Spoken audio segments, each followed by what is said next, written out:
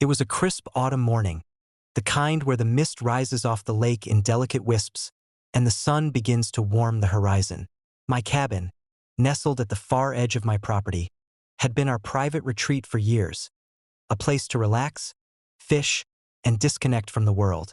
On this particular morning, I was sitting on the porch with an old friend, sipping coffee and enjoying the tranquility that comes only with true privacy. That calm was shattered when the security cameras picked up Karen number 37 and her entourage approaching the cabin. She had spotted us from the road, immediately assuming the worst, that my friend and I were violating HOA rules by simply enjoying my property. Without hesitation, she called 911, claiming urgent violations and expecting law enforcement to arrive to enforce her imagined authority. I was aware of her arrival through the cameras. Calmly, I reached for the radio and contacted my SWAT friends, who were on standby nearby for security purposes, fully aware of the ongoing harassment from the HOA overreach. We had anticipated Karen's next move. She never acted alone, and she never considered that the victims might be fully prepared. Karen arrived at the driveway, waving her arms and shouting, clipboard in hand. "I'm reporting a violation. You have no right to," she began, but stopped abruptly when she noticed the vehicles parked strategically at the edge of the property. Unmarked SWAT trucks, officers in tactical gear, all ready to respond. I stepped onto the porch, my badge clipped visibly, and called out calmly, "Ma'am, you are trespassing and interfering with private property. Step back immediately. Any further action will be considered harassment and unlawful." Her eyes widened, her mouth opening and closing as panic began to set in. She had assumed compliance, or at least intimidation, but what she faced instead was preparedness. Her previous encounters had been with unarmed neighbors or solo enforcement. This time, she confronted a fully coordinated team ready to intervene if necessary. Her minions faltered, realizing that their self-assured confidence had no foundation. They whispered frantically to each other, attempting to justify their actions, but the cameras, the tactical positioning, and the clear boundaries left no room for argument. I gestured toward the SWAT team, signaling readiness without aggression.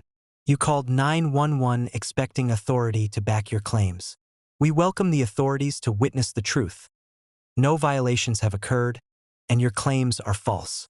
Any attempt to interfere further will result in immediate legal consequences." Karen's face went pale as she realized that her usual tactics, bluster, entitlement, and misrepresentation, were utterly powerless against preparation, documentation, and tactical support. The SWAT team, discreet yet present, remained poised but non-threatening, a clear visual deterrent that left no room for escalation. Minutes later, law enforcement arrived, responding to Karen's call. They immediately observed the situation. My property was in order, no rules were violated, and the SWAT presence was lawful, coordinated, and defensive.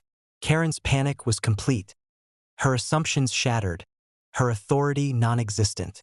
The officers spoke with her and her minions, confirming that trespassing and harassment were issues to be addressed in the future. Karen and her entourage were escorted off the property, humiliated and forced to confront the reality that her entitlement had limits when faced with law, strategy, and preparation. By mid-morning, the cabin was quiet once again.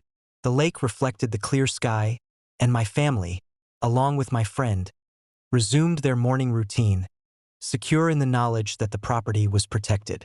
The cameras continued to record, every angle covered, ensuring that any future HOA overreach would meet the same decisive resistance.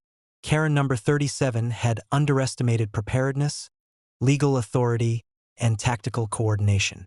She had assumed audacity would suffice, only to collide with a family ready for escalation and supported by trained professionals. The lesson was unmistakable. Property cannot be threatened without consequence, and false authority will always be exposed. As the sun climbed higher, casting light across the lake, peace was restored. My friends sipped coffee in quiet reflection. My family walked the property lines, and the HOA learned once again that overreach, harassment, and false claims will always be met with decisive, lawful, and strategic response. Karen's panic, humiliation, and retreat became yet another testament to the power of preparation over entitlement.